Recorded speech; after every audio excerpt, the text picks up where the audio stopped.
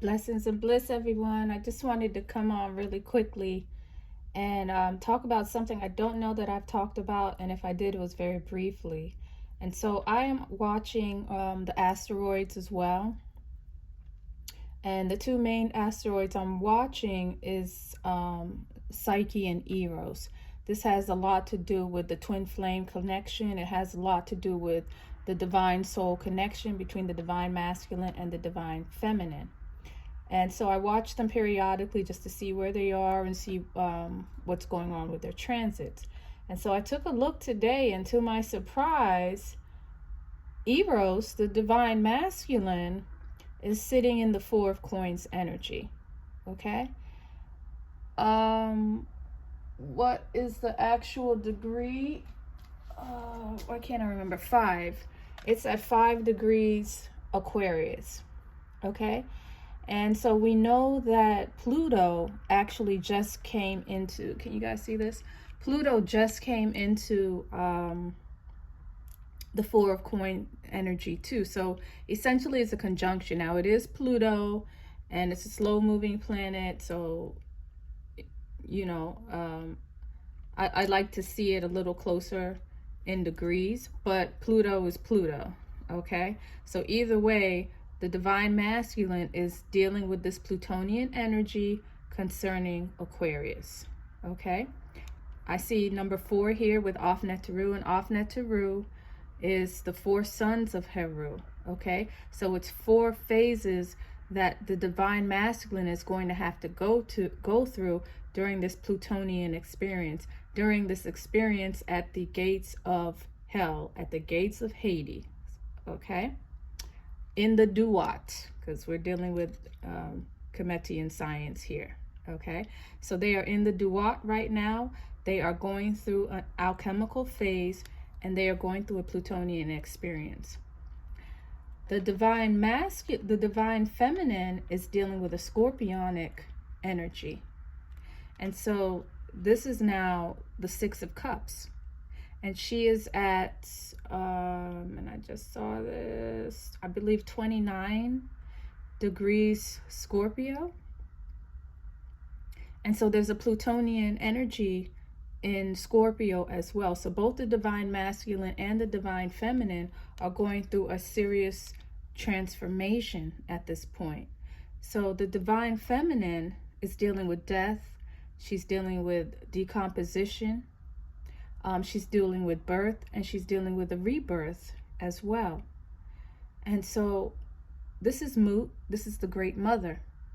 And so the divine feminine may be dealing with her motherhood. Maybe her image as a mother is something that she's working on right now, or is being tested on. She's working on her masculinity and the balance between the masculine and the feminine for the sake of gestation, for the sake of creation, for the sake of giving birth to something. She wants to give birth to something. Whereas when you're in a fear state and you're in a state of, death and decay, you're not thinking about birth. You're thinking about survival. And so she's finally coming out of this stage and is now maybe coming into her Empress state and her Empress realization. And so this is a very transformative state and a very sensitive time for the divine feminine. And so if the divine masculine and divine feminine are not together, you need to understand the practice of patience and that everything is in divine timing. And then the divine masculine is over here as well, going through his alchemical phase as well. And so he has to learn his responsibilities as well. And he needs to understand what he needs to protect. There's something he needs to protect, whether it's his boundaries, whether it is some kind of situation that he's in, and it's definitely knowledge of self. And so he's going through multiple phases.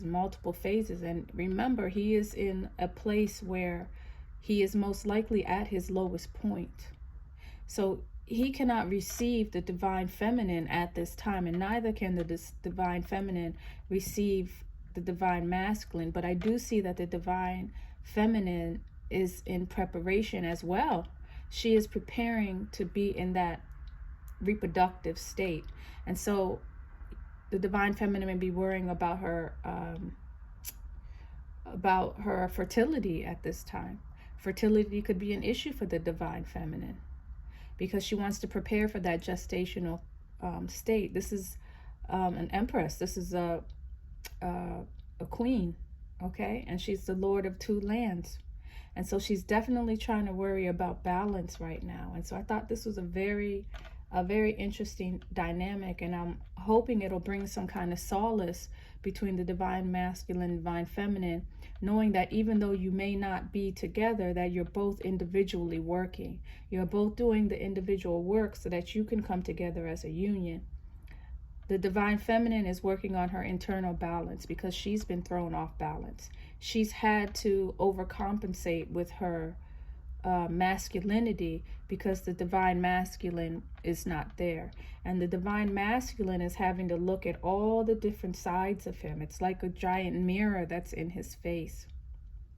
He's having to look at every single side of him, and he has to come to some kind of resolution and a realization of who he really is, because this Aquarian energy is going to make him take a look at himself. You're going to know who you are when Aquarius is here.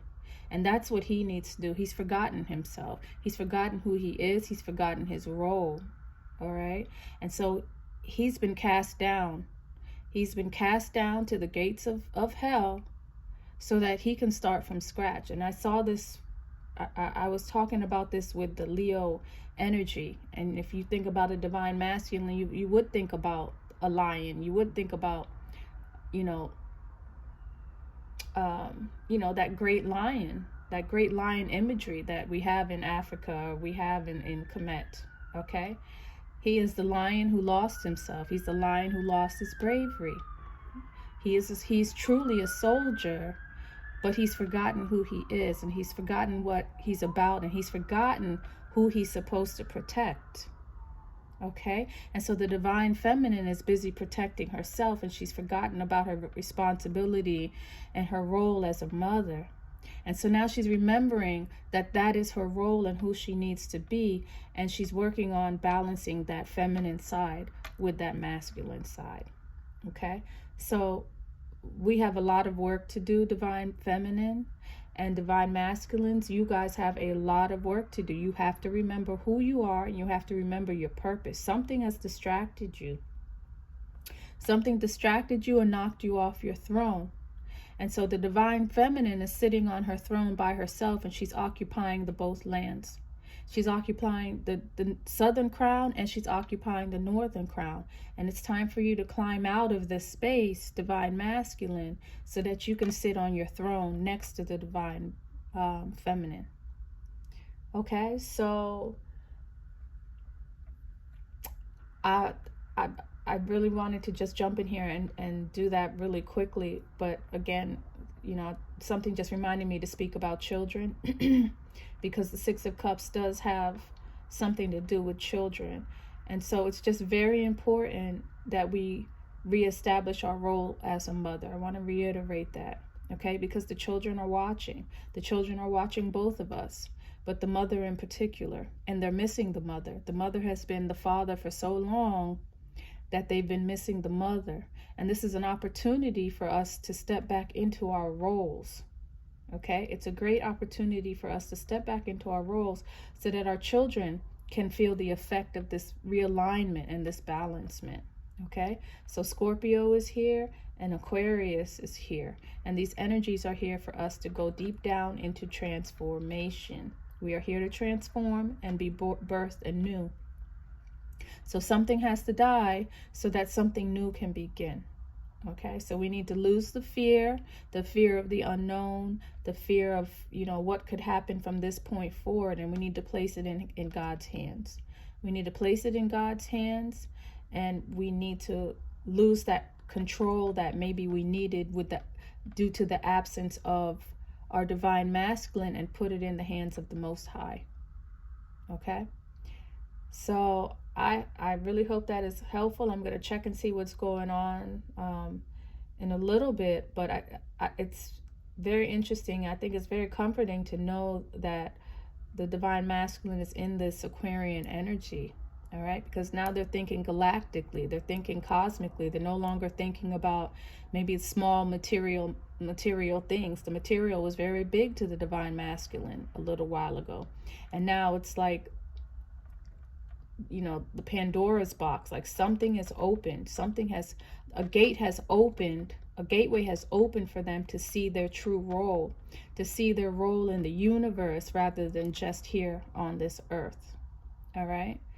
So there's a big shift in energy here, and Pluto is here to take you to a whole new level. Pluto is truth. Pluto is the power of investigation. Pluto is also cooperation. So it's a time for the divine masculine after this cycle to be truly as one and to work as one and to be cooperative. It can also be coercion, okay? And so the divine masculine is here to learn how not to abuse his power, because Pluto is going to put you in a state, it's going to test you. Pluto's going to teach you to walk down a spiritual path, or it's going to teach you to walk down a material path. And I think that the divine masculine has done that material path. He's done it, and he arrived at the gates of hell. And maybe he's even found out that he's lost his soul's path. So he's gained the world, but he's lost his soul. And so now he's in the duat, and he's relearning how to deal with power and what power is really about and what power is really for. It's not to dominate the woman. It's not to dominate the divine feminine. It's not to dominate the mother. All right. He's here to relearn himself and to regenerate and re-energize his power. Okay, because his throne is waiting for him. I think he feels that pull. He feels that his throne is waiting for him, and maybe he forgot about that. He's been roaming. He walked off. He got off his throne for something knocked him off his throne, and he's been wandering. And now the pull of the throne is bringing him back, and maybe that's what's allowing the divine feminine to ease up on this masculine energy. But regardless, it looks and it feels as though the divine masculine and the divine feminine are preparing for their rightful places. Okay, there's a rightful place and a rightful person to sit on a throne. All right, and so the divine masculine and divine feminine are finding each other at this point, and it's very important that you recognize each other and that you work towards your independent mission so that you can come together as one. Because you can be defeated if you're seen as individuals. The world must see you as one face. And the time that they are taking apart to work on the things that they need to work on, things that they need to let go, and things they need to release will only help and benefit the world. It'll bring the world to an energetical or a vibratory rate that will heal all in the name of love. All right, love is one of the most powerful things in this world, and it's what's missing in a lot of relationships. It's what's missing in a lot of homes. It's what's missing in a lot of families. And so a representative, a sample, being able to exhibit that is what's going to heal this world and heal us all as one family. Okay. So I just wanted to get that message out because, I was meditating on that, and it was very, very interesting information. So I hope this helps you guys, and I'll talk to you later. Bye.